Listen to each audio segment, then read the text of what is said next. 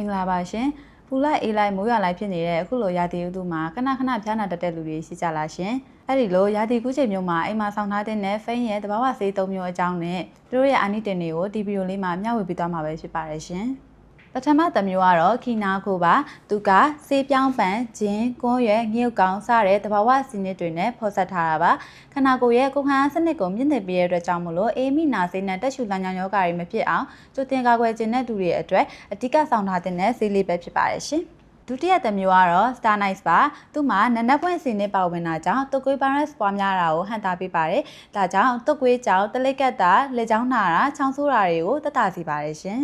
တတိယတစ်မျိုးကဆက်လက်စင်ပါမူမခပင်အခောက်ကနေထုတ်လုပ်ထားပြီးအစာရင်ကိုထိခိုက်မှုမရှိဘဲတဘာဝအတိုင်းအပြားကျစေတာပါတုပ်ကွေးကြောင့်ကိုလက်တွေနာကျင်ကြိုက်ခဲတာမျိုးခေါင်းကိုက်တာမျိုးတွေဖြစ်လာရင်လည်းတဘာဝအတိုင်းသက်သာစေပါတယ်ရှင်ရာသီကူးချိန်အေးမိနာဆေးချောင်းဆိုးတာတွေဖြစ်လာခဲ့ရင်ဘေးဥပတ်ကင်းကင်းနဲ့စိတ်ချလက်ချတောက်သုံးနိုင်မှုဖိန်းရဲ့ဒီဆေး၃မျိုးကိုအိမ်မှာဆောင်ထားလိုက်တော့နော်